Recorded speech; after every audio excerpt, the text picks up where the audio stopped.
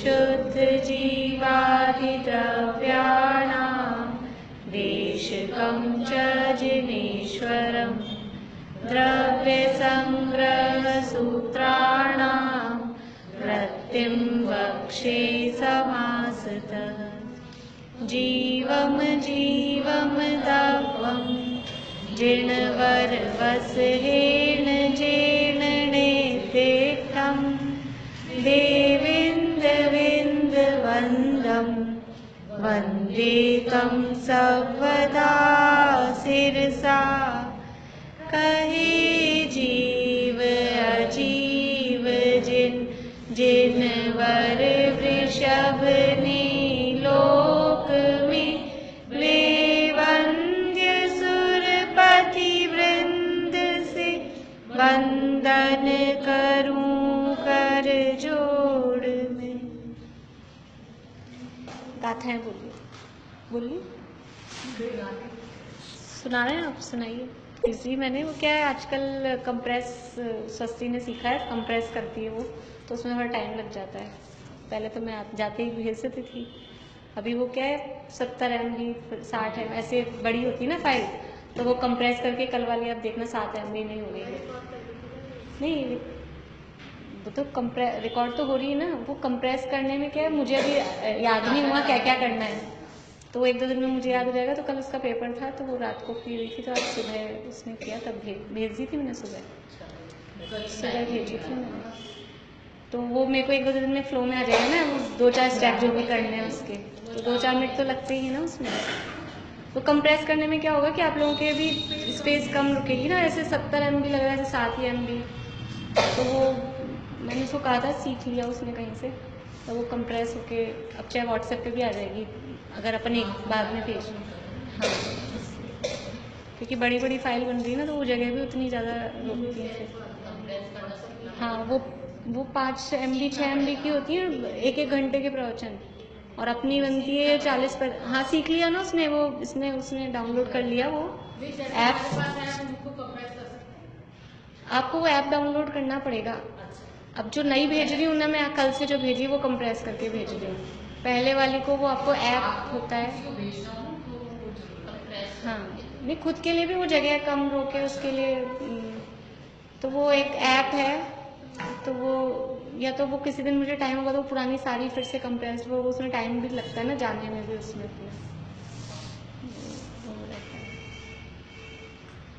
चलिए, 8वीं गाथा की बात अपनी चल रही थी, 8वीं गाथा बोलते हैं एक बार सब एक साथ। पेज नंबर 25 पुक्कल कम्मादीनं कर्ता व्यवहार दो दुनिच्छय दो।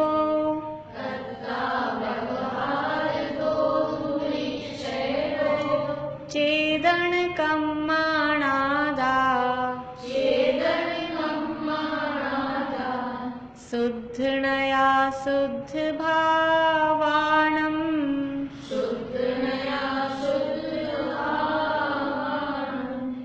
आत्मा व्यवहार ने से पुद्गल कर्म आदि का करता है। पुद्गल कर्म और आदि में क्या क्या लिया था? आदि में शरीर भी लिए, और जो उपचरित असद्भुत व्यवहारने का विषय था वो भी आदि में लिया, और अनुपचरित असद्भुत व्यवहारने का विषय भी आदि में लिया। यानी व्यवहारने से पुद्गल कर्मादि का करता है, तो व्यवहारने में असद्भुत व्यवहारने को ले लिया, असद्भुत के दोनों ले लिए। अनुपचरित असद्भुत में पुद्गल कर्म का कर्ता और शरीर का कर्ता, ये अनुपचरित असद्भुत व्यवहारने का विषय। और जो बाहरी घटपट रथ जो भी द्रव्य पर पदार्थ हैं उनका कर्ता कौन से नय से होता है? उपचरित असद्भुत व्यवहारने से। शॉर्ट में अपन बोले तो 1 नंबर वाला, फर्स्ट नंबर वाला व्यवहार और 2nd नंबर वाला, दोनों व्यवहार का कर्ता, ये दोनों पदार्थों का कर्ता ये व्यवहारने से जीव को कहा गया है। निश्चय नय से चेतन कर्मों का करता है, और शुद्ध नय से शुद्ध भावों का करता है। अभी निश्चय नय में किस किस को लेंगे और शुद्ध नय में किस किस को लेंगे वो आगे टीका में खोलने वाली। देखिए टीका में,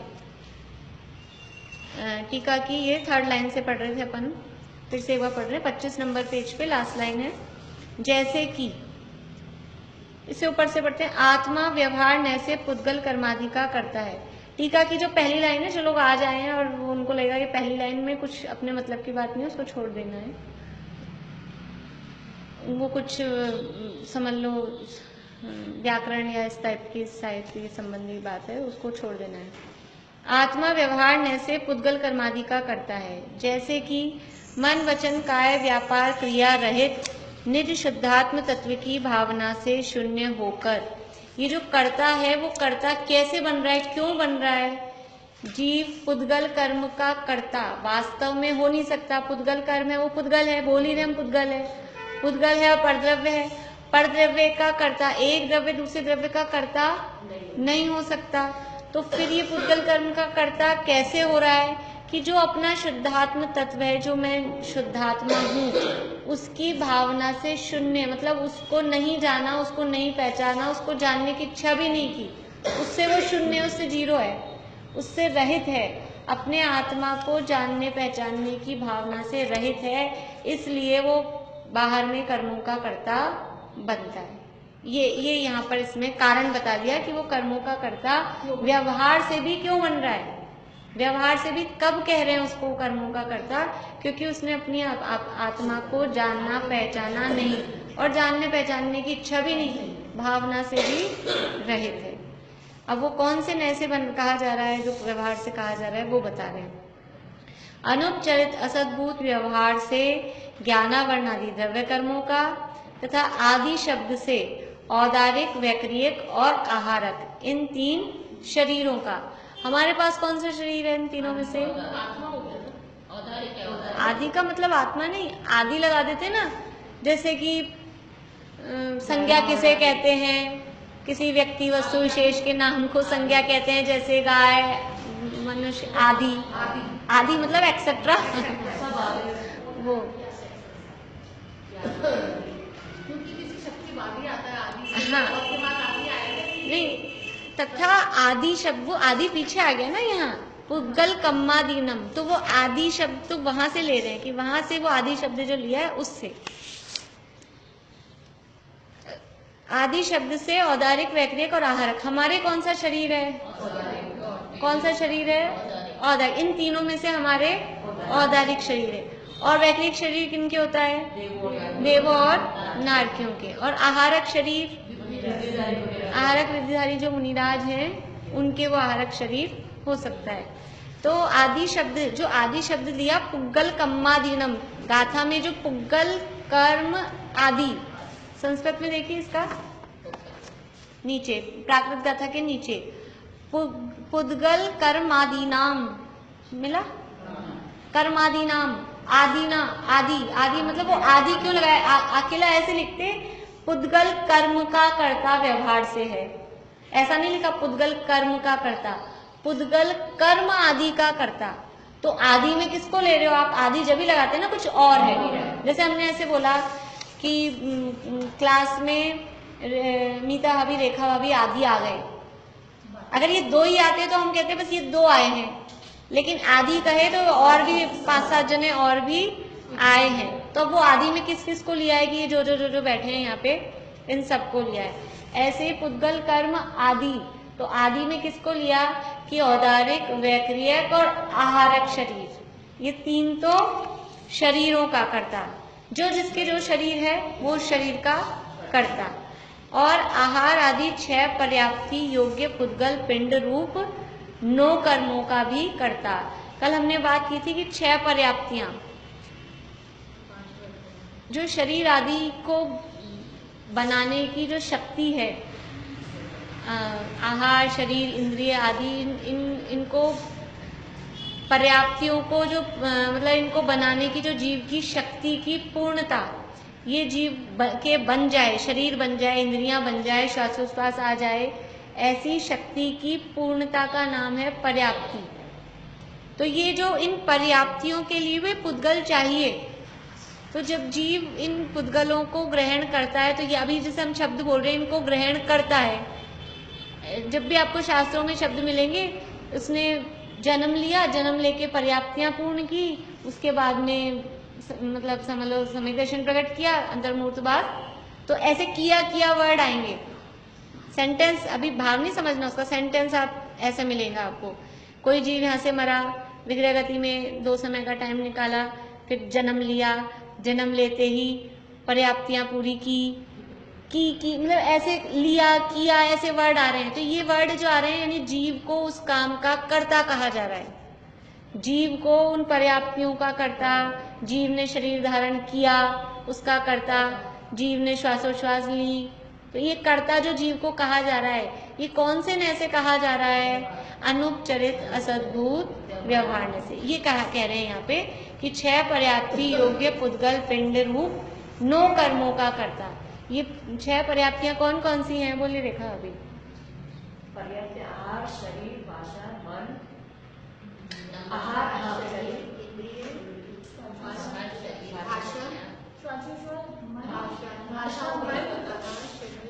सब गोल गोल कर दीजिए, कहीं ना कहीं से तो आ ही जाएगा। आहार, शरीर, इंद्रिय, भाषा और मन। आहार, शरीर, इंद्रिय, श्वासोच्छ्वास, भाषा और मन। मन तो लास्ट नंबर पे है, ऐसा नहीं, इसमें ये क्रम कल बताया था ना कि मन तो सैनी पंचेंद्रिय होंगे तब मिलेगा, एक इंद्रिय भी है तो आहार, शरीर, इंद्रिय और श्वासोच्छ्वास, ये 4 चीजें तो ये अपन ने वो बनाया था ना 4, ये 4 तो होंगी, फिर 2 इंद्रिय होगा तो भाषा आएगी और फिर सैनी पंचेंद्रिय होगा तो मन आएगा, इसलिए ऐसा क्रम है। तो ये 6 पर्याप्तियों के योग्य भी पुद्गलों का जो कर्ता, उनको ग्रहण करने का, इनको ऐसा, अब मैंने ऐसा किया, मैंने बोला, मैंने विचार किया, ये हम किया शब्द यूज में लेते हैं कि नहीं लेते? आपने ऐसा विचार कैसे कर लिया? तो जीव तो इसका करता ही नहीं हो सकता, ये विचार तो मन की पर्याय है, मन पौद्गलिक है, विचार भी पौद्गलिक है, जीव को करता कैसे कह रहे हैं? या अनुपचरित असद्भुत व्यवहार ऐसे जीव करता है। या आपने ऐसे कैसे, मान लो कोई मोटा हो जाए, इतना मोटा कैसे कर लिया अपने आप को? कोई दुबला हो जाए, तुम इतनी दुबली कैसे हो गई, तुमने अपने आप को इतना दुबला कैसे कर लिया? ये अपन ऐसी लैंग्वेज बोलते हैं ना। कोई बीमार हो जाए, किसी का एक्सीडेंट हो जाए, एक्सीडेंट कैसे कर लिया? मतलब ऐसे आके लोग बोलते हैं जैसे कोई चला के आ जा भैया, एक्सीडेंट आ जा, लेकिन बोलने में ऐसे आता है कि फ्रैक्चर कैसे कर लिया। तो ये जो भाषा आ रही है, ये भी किसी नय से है। कौन से नय से है? कि जीव को अपने शरीर का कर्ता कहा जा रहा है। कौन से नय से? अनुपचरित असद्भुत व्यवहार नय से। मैंने श्वास ली, मैंने श्वास रोकी, कौन से नय से है? ऐसा कथन करते हैं, अनुपचरित असद्भुत व्यवहार नय से। तो यहाँ पे ये बता रहे हैं कि अनुपचरित असद्भुत व्यवहार नय से कर्मों का, मैंने अच्छे कर्म बांधे, मैंने पुण्य बांधा, मैंने पाप बांधा, इसने अच्छे कर्म बांधे, ये कर्मों का और अपने शरीर का, और ये 6 पर्याप्तियों के योग्य जो पुद्गलों का कर्ता जीव को कहा जाता है। कौन से नय से कहा जाता है? अनुपचरित असद्भुत व्यवहार नय से। किसको पकड़ता है अनुपचरित असद्भुत व्यवहार नय? दूर के, निकट का, और एक क्षेत्रावगाही हो और संश्लेष हो, जिसको अलग नहीं किया जा सकता। जहाँ जीव जा रहा है वहां वो जाएगा ही जाएगा साथ में, वो कहलाता है अनुपचरित असद्भुत व्यवहार में। तो इसको तो ग्रहण किया ही किया व्यवहार में हमने, और साथ में जो उपचरित असद्भुत व्यवहार ने, जो दूर के संबंध को पकड़ता है, उसका कर्ता भी जीव को यहाँ पर कहा है। देखो, अगर उसका भी कर्ता कहने का प्रयोजन है, ऐसे हर किसी को कुछ किसी का कर्ता नहीं कहा जाता है। मान लो सड़क पे कोई 2 गाड़ियां भिड़ गई आपस में, तो हम नहीं कहेंगे मेरी गाड़ी ने उसकी गाड़ी को ठोका। अपन मान लो यहाँ है कि 2 कोई और की है, वो जिसकी हो, अगर अपनी होगी उसमें जिसको हम अपना कहते हैं, तो व्यवहार में वो गाड़ी अपनी कही जाएगी। किसी और की गाड़ी भिड़ गई, अपने को कुछ फर्क नहीं पड़ता, और अपनी गाड़ी नीचे खड़ी है और किसी ने पीछे से ठोक दी, तो मेरी गाड़ी, कौन जाके उसका क्लेम करेगा, कौन जाके झगड़ेगा, मान लो कुछ भी कहेगा उसको, जिसकी वो अपना मानता है, जिस गाड़ी जो व्यक्ति उसको अपना मानता है, तो वो अपनी है कि नहीं है? कोई कहेगा ये किसकी है, तो हाँ मेरी कहेंगे कि नहीं, पुद्गल की तो रहने, तो क्लेम भी पुद्गल को ही देंगे फिर हम, तो वहां मेरी कहा जाएगा ना। तो उसमें ऐसे ही नहीं हर किसी भी खड़ी गाड़ी को अपन मेरी कह देंगे, कि इस अपना राग का संबंध उस गाड़ी के साथ में जुड़ा हुआ है। अपने परिणाम, मान लो कोई काम मैंने किया, तो अपने जो मोह राग द्वेष के जो भी परिणाम हैं उन क्रियाओं के साथ जुड़े होते हैं, तब अपन उसको कर्ता, ये उपचरित असद्भुत व्यवहार ऐसे भी कर्ता कब कहते हैं कि जब हमारे कुछ भाव उसके साथ जुड़े होते हैं। ऐसे हवा में नहीं है उपचरित असद्भुत व्यवहार ने दूर का है तो किसी की भी बच्चे को कह दिया मेरा बच्चा है, किसी भी आदमी को, किसी भी औरत को कह दिया मेरे पिताजी मेरे माताजी, ऐसे नहीं होगा। हाँ, दूर का भी हो, लेकिन हमारा मोह राग द्वेष का संबंध उनसे जुड़ा होता है। सड़क चलते किसी को भी अपन अपना माता पिता भाई बहन नहीं बना लेते हैं, वो हमारा कहीं ना कहीं उनसे राग जुड़ा हुआ है। वो व्यक्ति यद्यपि वो दूर के हैं, हमारे शरीर से अलग हैं, माता पिता भाई बहन पति पत्नी बच्चे जो भी हैं हमारे शरीर से अलग है, दूर का संबंध है, लेकिन फिर भी कहीं ना कहीं से संबंध जुड़ा है। वो राग का संबंध उनसे हमारा, हर किसी के मकान को मेरा मकान, हर किसी शहर को अपना शहर कहाँ कहते हैं अपन। जयपुर में आते ही तो ऐसा लगता है हाँ अपना, बहुत दिनों से कहीं जाके आओ फिर जयपुर, और कहीं बाहर अपन और उसमें जयपुर की कोई न्यूज हो, और अपन इंडिया से बाहर हो और वहां इंडिया की कोई न्यूज हो, तो ये जो अपनापन है ये हर कहीं जगह से थोड़ी ना होता है, ये किसी ना किसी रूप में। फिर हम इंडिया में रहते हैं कि हम जयपुर में रहते हैं कि राजस्थान में रहते हैं, फिर उसमें भी आदर्श नगर में रहते हैं। हाँ, तो ये किसी ना किसी हमारे राग का संबंध किससे जुड़ा है, तो वो हमारे राग के कारण राग को बता रहा है, इसलिए वो उपचरित असद्भुत व्यवहार से उसका कर्ता जीव को कहा जाता है। यानी उपचरित असद्भुत व्यवहार ने यद्यपि बहुत दूर का बात कर रहा है, लेकिन फिर भी बिल्कुल हवा की बात हो ऐसा नहीं है, कहीं ना कहीं हमारा मोह राग द्वेष का संबंध उससे जुड़ा हुआ है। तो अनुपचरित असद्भुत व्यवहार से ज्ञानावरणादि द्रव्य कर्मों का तथा आदि शब्द से औदारिक वैक्रियक और आहारक इन 3 शरीरों का, आहार आदि 6 पर्याप्ति योग्य पुद्गल पिंड रूप 9 कर्मों का, और उपचरित असद्भुत व्यवहार से घटपट आदि बहिर्विषयों का भी कर्ता यह जीव होता है। तो अब जैसे हम पूछें कि व्यवहार से जीव करता है या नहीं है, तो व्यवहार से जीव करता है। फिर व्यवहार से किसका करता है, तो अनुपचरित असद्भुत व्यवहार से पहला ज्ञानावरणादि कर्मों का करता है, औदारिक वैक्रियक आहारक आदि शरीरों का करता है, 6 पर्याप्ति योग्य उद्गल पिंडों का करता है, और उपचरित असद्भुत व्यवहार से घटपट आदि बाहरी पदार्थों का भी करता है। यानी व्यवहार से करता है, इसमें 4 बातें आ गई। 3 तो अनुपचरित असद्भुत वाली 3 हो गई, कर्मों की और शरीर की, और 6 पर्याप्ति रूप 9 कर्मों की, और उपचरित असद्भुत व्यवहार से बहिर्विषयों का बाहरी पदार्थों का करता है। अभी थोड़ा सरल लगेगा आप लोगों को ऐसे याद करने के हिसाब से कि व्यवहार ऐसे करता है, इसमें 4 बातें, 3 बातें तो अनुपचरित असद्भुत व्यवहार की हो गई और 1 पॉइंट हो गया उपचरित। ये 3 भी वास्तव में एक ही है, अनुपचरित असद्भुत व्यवहार का पूरा विषय है ये, लेकिन हमने उसको 3 पॉइंट में यहाँ पर बता दिया है। ठीक है, मन नहीं लिया, मन अलग से नहीं लिया है। पहले पॉइंट में लिया ज्ञानावरणादि कर्मों का, देखो ये है ना अनुपचरित असद्भुत व्यवहार से, इसके आगे से के बाद लगाओ पहला नंबर ज्ञानावरणादि द्रव्य कर्मों का, फिर दूसरा नंबर लगाओ औदारिक वैक्रियक आहारक इन 3 शरीरों का, ये दो नंबर हो गया। फिर तीसरा नंबर आहार आदि 6 पर्याप्ति योग्य पिद्गल पिंड रूप 9 कर्मों का, और फिर उपचरित असद्भुत व्यवहार से इस पे 4 नंबर लगा लो, चाहे से ये बहिर्विषयों का कर्ता होता है। ठीक है, अब आ जाए निश्चय पे। ये समझ में आ गया व्यवहार से किसका करता है, बाहरी पदार्थ, घटपट आदि मतलब ये बाहरी कपड़े, मैंने कपड़े पहने, मैंने कपड़े धोए, मैंने रोटी बनाई, मैंने गाड़ी, ये सब बाहरी जो भी है। शरीर और कर्मों से अलावा जो भी चीजें हैं वो सब बाहरी हो गई। मैंने भी आएगा इसने कपड़े धो लिया, उसने धो लिया। हाँ, तो उसको कर्ता कह रहे हैं ना, उसको कह रहे हैं, तो उसको भी जो कर्ता कह रहे हैं, हाँ उसको भी कर्ता कह रहे हैं, तो उसके लिए भी दूर का ही हुआ ना।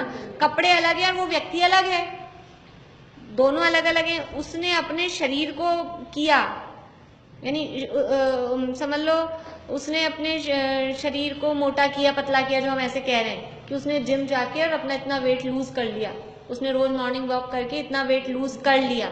ये कौन से ने से कहा, अनुपचरित असद्भुत व्यवहार ने से।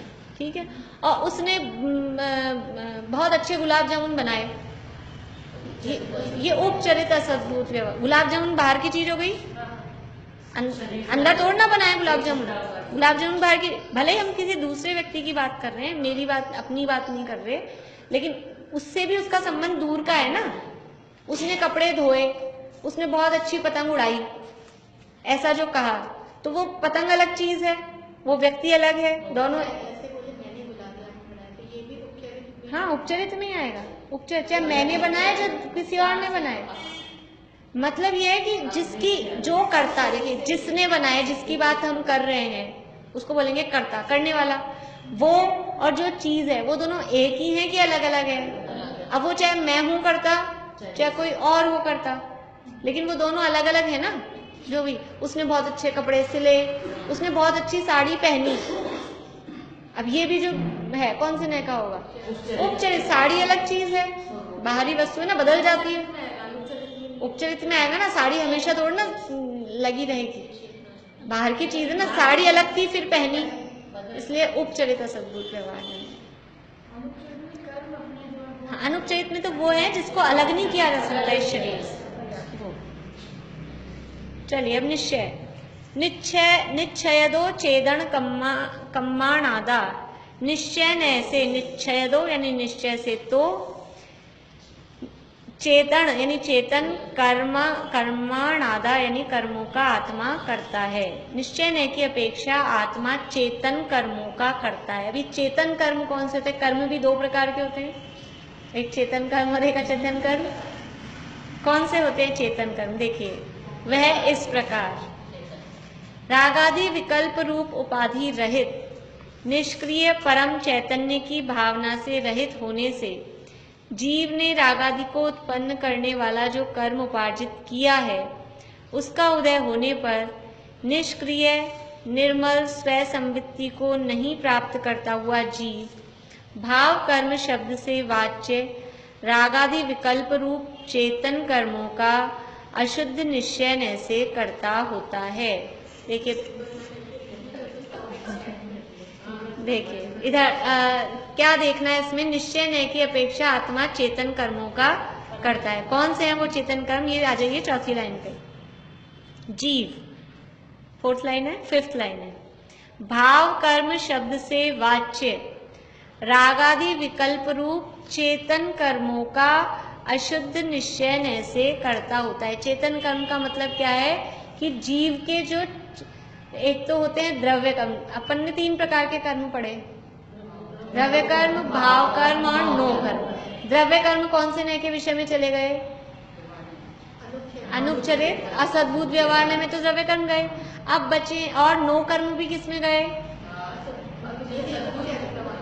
वो अनुपचरित में भी गए हैं, उपचरित में भी गए हैं। नो कर्म एक तो अनुपचरित में आ गए, और जो दूर वाले नो कर्म है वो उपचरित। यानी द्रव्य कर्म और नो कर्म वो तो असद्भूत व्यवहार में चले गए, मतलब उसका विषय बन गए, तो वो तो अभी अपने पास है नहीं।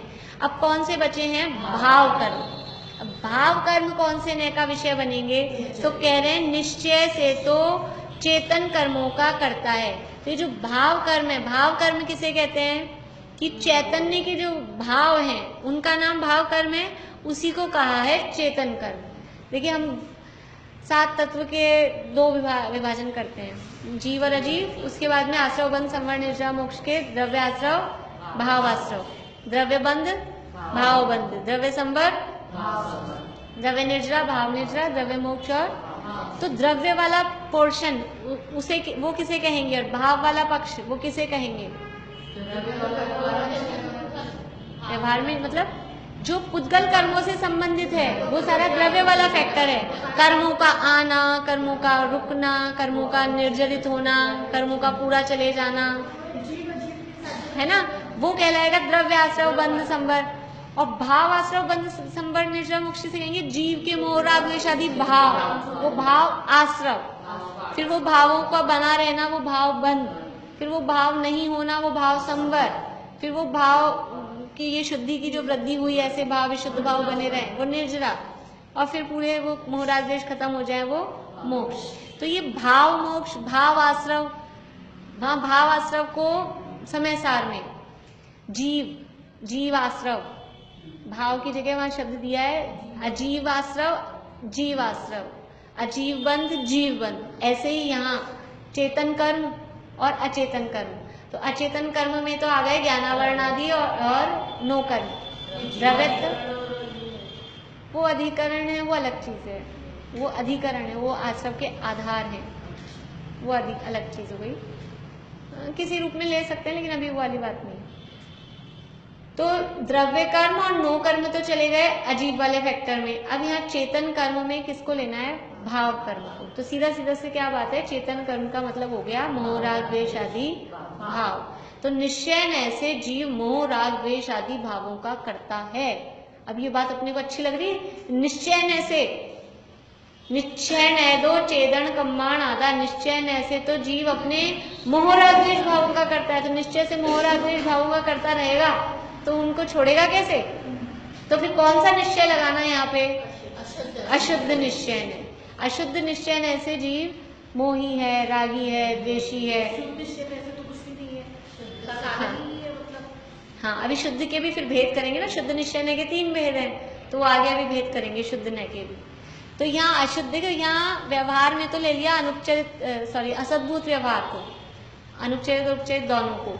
इसके बाद में अपन व्यवहार में भी ले सकते थे ना। ये जीव मोह राग द्वेष आदि भावों का करता है। मैंने मोह किया, मैंने राग किया, कौन से व्यवहार में जा सकता है?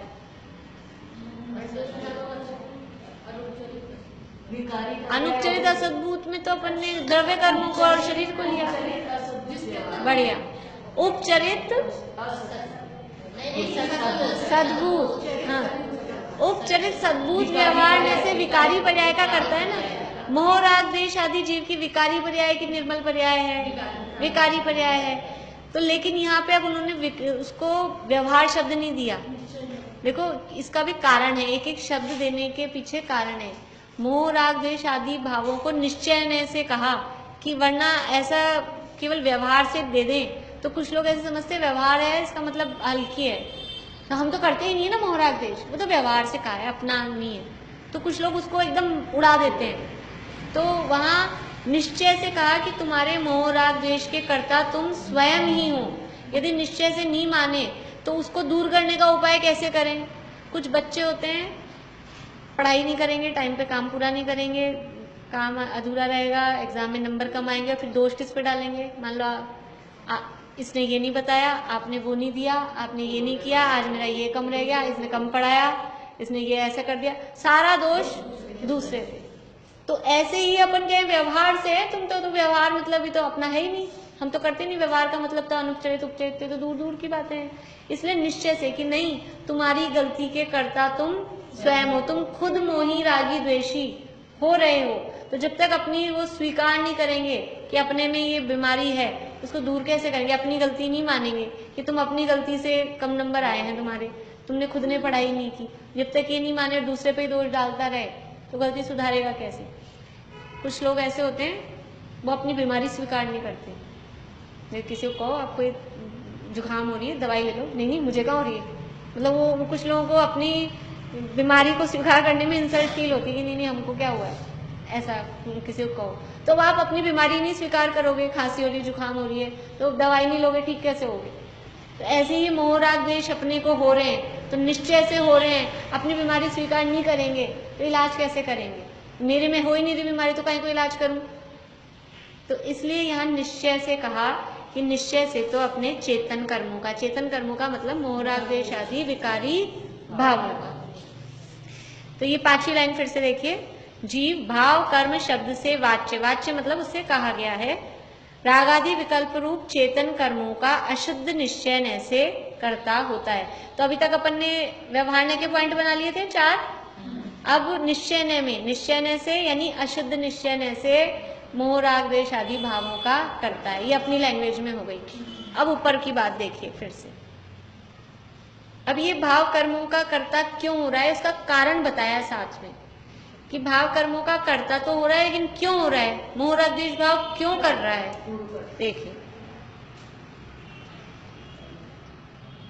रागादि, सेकंड लाइन से, रागादि विकल्प रूप उपाधि रहित निष्क्रिय परम चैतन्य की भावना से रहित। मैं परम चैतन्य मतलब शुद्ध आत्मा हूं, और कैसा हूँ, रागादि विकल्प रूप उपाधि से रहित हूँ, जिसमें रागादि मोह राग द्वेष के विकल्प मतलब ऐसे भेद, ये विकल्प चलते रहते हैं ना अपने, ये अच्छा ये बुरा, मोह राग द्वेष का मतलब क्या है, अच्छा बुरा ऐसी कल्पना, ये कहलाते हैं विकल्प। मन में बहुत सारे इस तरह के विचार चलना, वो कहलाते हैं मन के विकल्प। तो ऐसे विकल्प रूप उपाधि का मतलब है जो ऊपर से ओढ़ा गया। उपाधि मिलती है, जैसे किसी को उपाधि दे दी, अलग अलग उपाधियां दे देते हैं ना कि हाँ पीएचडी की उपाधि है और आचार्य की उपाधि है, कोई वाणी भूषण और ऐसे ऐसे अलंकार, मतलब कुछ कुछ ऐसे मिल जाते हैं। तो हाँ ये उपाधियां हैं, ये अलग से दी गई हैं। उपाधि वो स्वरूप नहीं है, उपाधि का मतलब है बाहर से दिया गया कुछ है। तो ये मोह राग द्वेष आदि उपाधि हैं। उपाधि का मतलब है जीव का इंटरनल स्वभाव नहीं है, ये बाहर से पर पदार्थ के निमित्त से हुए हैं।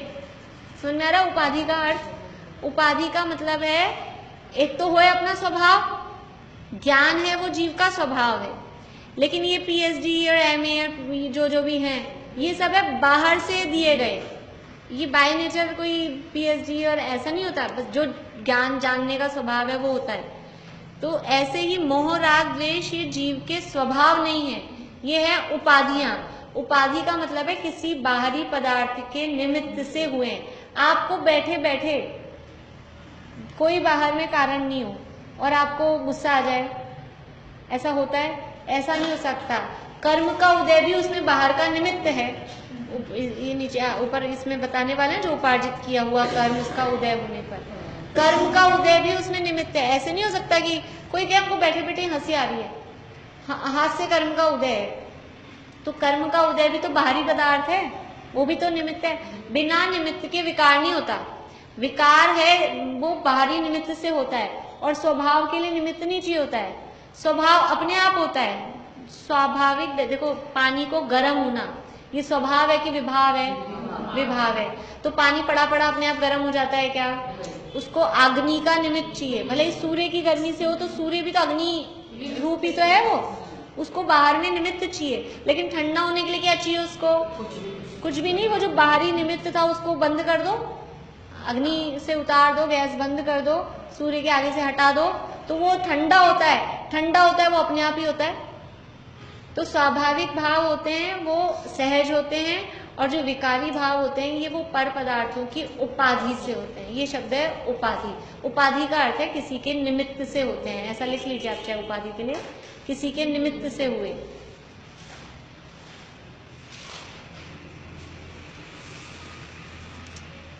तो रागादि विकल्प रूप उपाधि रहित निष्क्रिय परम चैतन्य की भावना से रहित होने से जीव ने रागादि को उत्पन्न करने वाला जो कर्म उपार्जित किया है उसका उदय होने पर, अब मैं तो जीव तो है रागादि से रहित है ना, रागादि से रहित है, और ऐसा मैं निष्क्रिय परम चैतन्य हूँ, और उसकी भावना नहीं की, उसका भावना नहीं की मतलब उसका अनुभव नहीं किया, उसको जाना नहीं, पहचाना नहीं।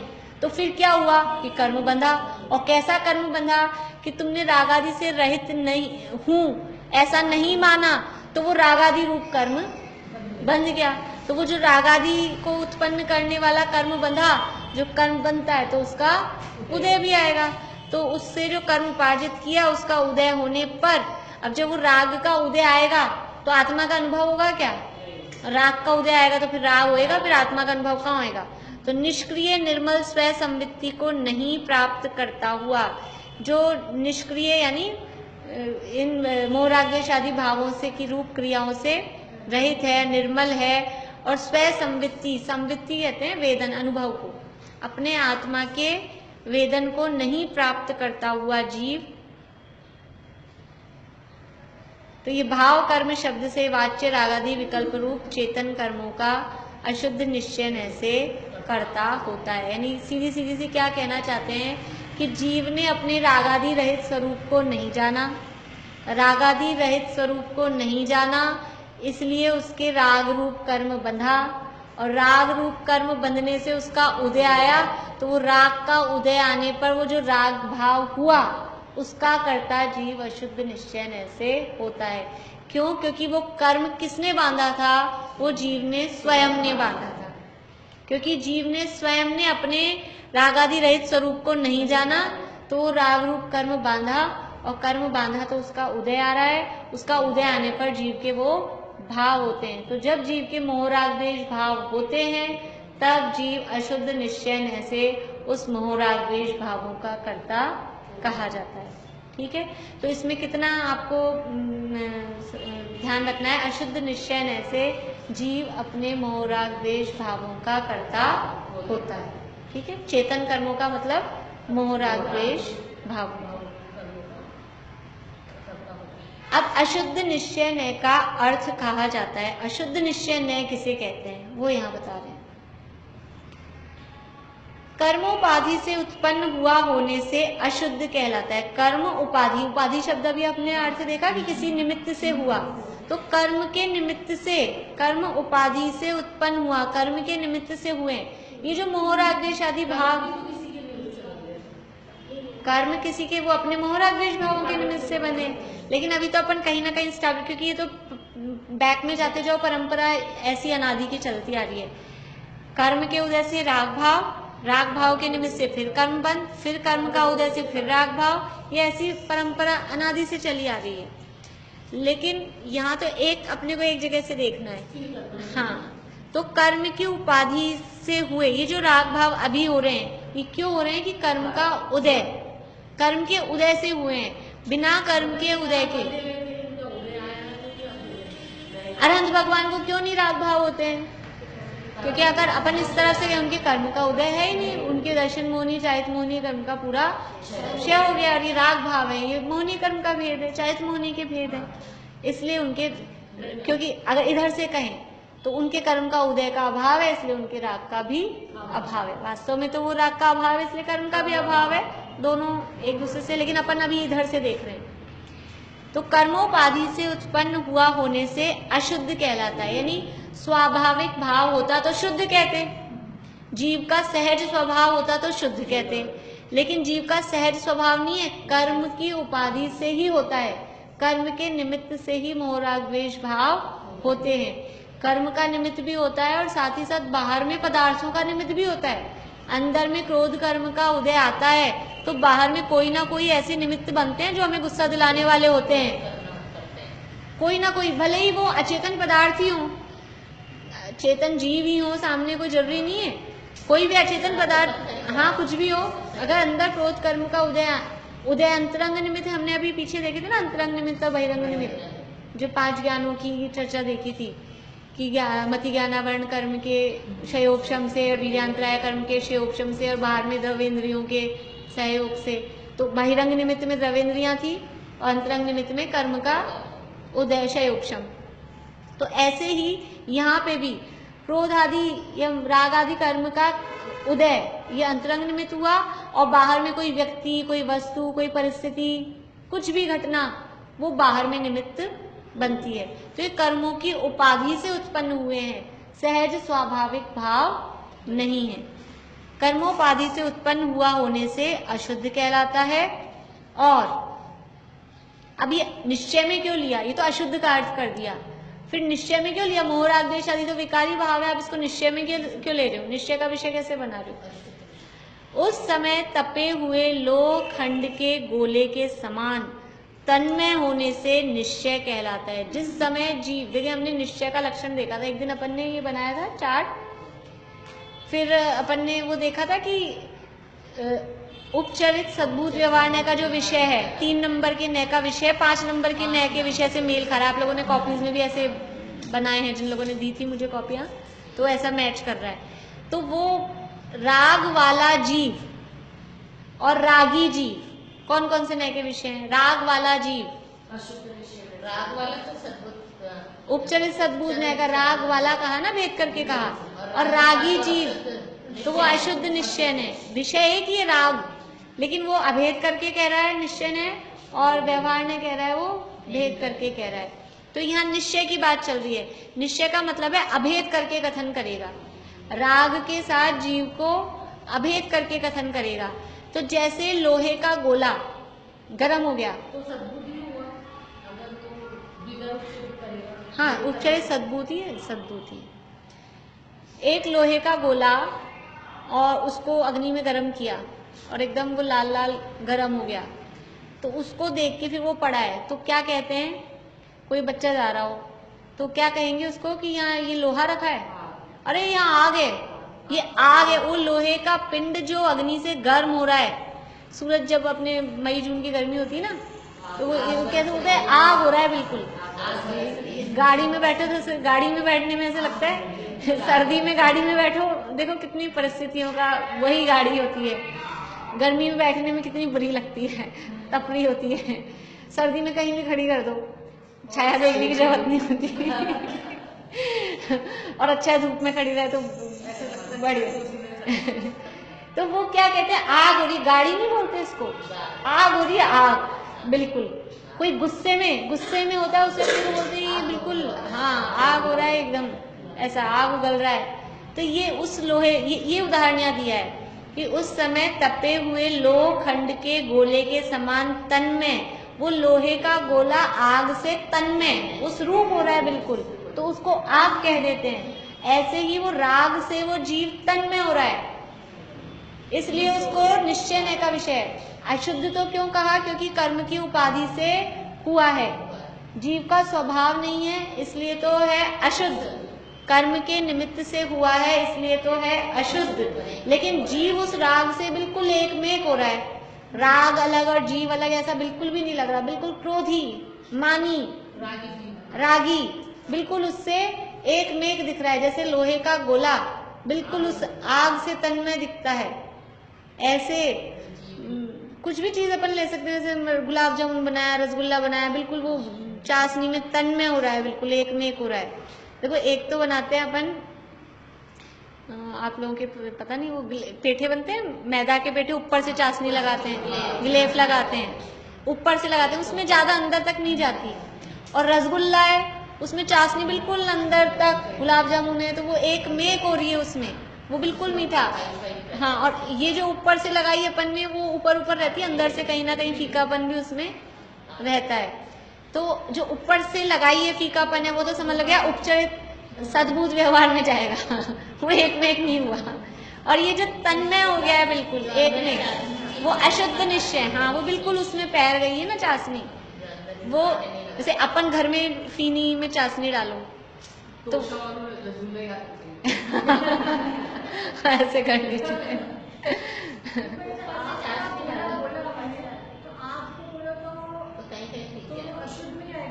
हाँ, एक में वो इसी अशुद्ध में ही तो दे रहे हैं, अशुद्ध निश्चय में।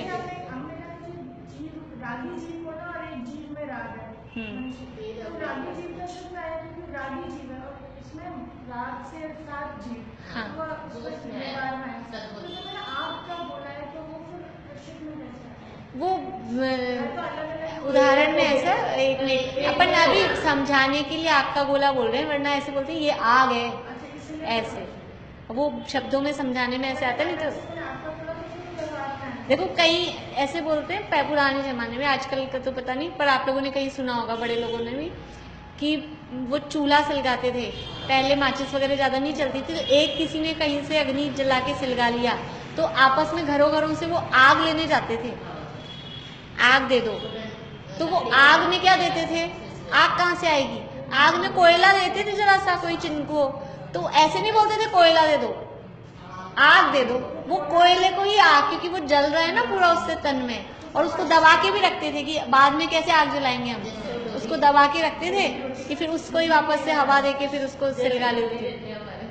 अब वो समझ लेना आप लोग जो तो वो आटा नहीं, जावन जैसे अपने दही का वो जावन होता है समझ, हाँ, तो वो उससे तन में है उस समय।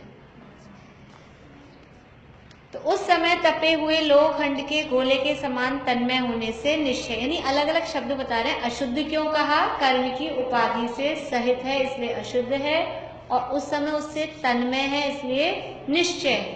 तन्मय हाँ, अपन ने उसके लिए शब्द किया अभेद। अपन ने कहा ना, भेद करे सो व्यवहार, और अभेद करके कहे सो निश्चय। तो अभेद करके कह रहा है रागी जीव, क्रोधी जीव, मानी जीव, अभेद करके कह रहा है। तन्मय का मतलब है अभेद। इस प्रकार अशुद्ध और निश्चय इन दोनों का मिलाप करके अशुद्ध निश्चय कहा जाता है। अशुद्ध समझ में आ गया, कर्म की उपाधि से सहित है, और क्योंकि उससे कर्म की उपाधि से सहित है लेकिन फिर भी उससे तन्मय है, अभेद है, इसलिए वो अशुद्ध निश्चय का विषय कहा गया है। तो जीव चेतन कर्मों का करता है। इसका अर्थ क्या हुआ कि जीव अशुद्ध निश्चय से अपने मोह राग द्वेष आदि भावों का करता है। ठीक है, दो बातें हो गई, एक व्यवहार से करता है और चेतन कर्मों का करता है। व्यवहार में अनुपचरित असद्भुत व्यवहार के 3 पॉइंट और उपचरित असद्भुत व्यवहार का 1 पॉइंट। और निश्चय में अशुद्ध निश्चय से करता है। किसका करता है अशुद्ध निश्चय से? अपने मोह राग द्वेष आदि चेतन कर्मों का करता है। अब देखिए, शुद्ध नया शुद्ध भावाणम। अब शुद्ध नय से किसका करता है? ये 3 प्रकार के बता दिए। तो वास्तव में ये जो निश्चय ने लिया ना, अशुद्ध निश्चय ने, अशुद्ध निश्चय ने भी एक टाइप से व्यवहार ही है। वो अभेद करके कहा है इसलिए निश्चय लिया है, लेकिन वास्तव में उसका विषय तो व्यवहार का ही है, उपचरित सद्भुत व्यवहार वाला ही तो है विषय। तो अब फिर से और अंदर आ रहे हैं निश्चय की तरफ।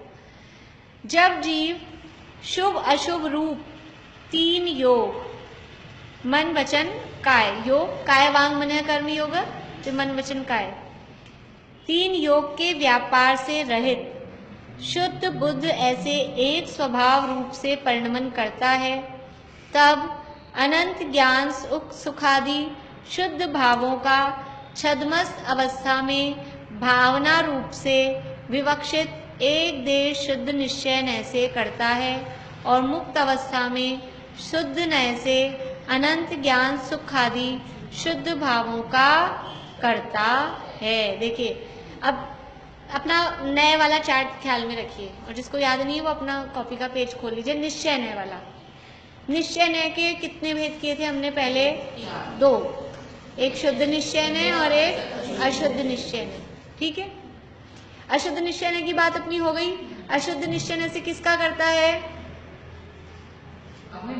मोह राग द्वेष आदि भावों का। अब शुद्ध निश्चय नय के कितने भेद किए थे हमने? 3, एक देश शुद्ध, हाँ, एक देश शुद्ध निश्चय नय और साक्षात शुद्ध। साक्षात शुद्ध को ही शुद्ध भी बोलते हैं। साक्षात तो हमने लगा रखा है समझने के लिए, वास्तव में उसका नाम है शुद्ध। एक देश शुद्ध निश्चय नय, शुद्ध निश्चय नय और परम शुद्ध निश्चय नय। तो यहाँ उनमें से 2 को लिया, शुद्ध नया शुद्ध भावाणम। तो शुद्ध नय में किस किस को लिया है? शुद्ध निश्चय नय, जो मेन शुद्ध निश्चय ने ऊपर वाला भेद किया ना अपन ने, अशुद्ध निश्चय नय और शुद्ध निश्चय नय। तो यहाँ शुद्ध नय का मतलब है ऊपर वाला, मेन वाला शुद्ध नय। वो लिया कि शुद्ध नय से यानी शुद्ध निश्चय नय से अपने शुद्ध भावों का करता है। लेकिन अब शुद्ध भाव 2 टाइप के होते हैं, एक देश शुद्ध भी होते हैं और पूर्ण शुद्ध भी होते हैं। तो दोनों लिए, दोनों बातें पढ़ ली अपन ने। देखिए, जब जीव शुभ अशुभ रूप 3 योग के व्यापार से रहित शुद्ध बुद्ध ऐसे एक स्वभाव रूप से परिणमन करता है।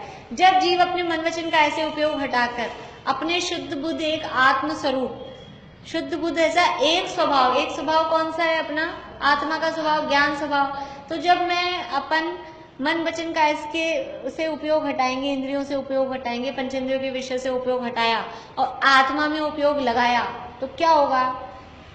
आत्मा का अनुभव हो जाएगा। आत्मा के अनुभव की और क्या विधि है कि समस्त पर पदार्थों से दृष्टि हटाएं, मन वचन काया के से दृष्टि हटाएं। अपना उपयोग किया जाता है, अपन ध्यान में भी बैठते हैं ना, तो अपना उपयोग या तो शरीर में लगा रहता है, ऐसे कमर सीधी करनी है, हाथ को इसके ऊपर रखना है, पैर को ऐसे रखना है, आँख को ऐसे बंद रखना है, ऐसे नाक को देखना है। ये अपना उपयोग कहाँ लग रहा है? काया पे। फिर नहीं तो क्या करते हैं? पाठ बोलना है, ओम नमः सिद्धेभ्य, ओम नमः सिद्धेभ्य, जो भी कुछ भी, तो वचनों पे जा रहा है।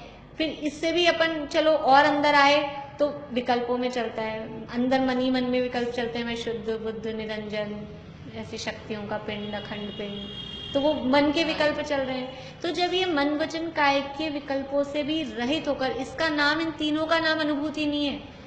अनुभूति के पहले ये सब होगा, लेकिन इतना मात्र करने से अनुभूति नहीं होती है। हाँ, लेकिन इतना करने से ही अनुभूति नहीं होती। अनुभूति तो इन सब से भी हट के, अब इन विकल्पों से भी शांत होकर फिर उस आत्मा का अनुभव करते हैं। तो ये मन वचन काय के व्यापार से रहित और फिर अपने शुद्ध बुद्ध एक स्वभाव का उपयोग में लाए तो क्या होगा, आत्मा की अनुभूति हो जाएगी।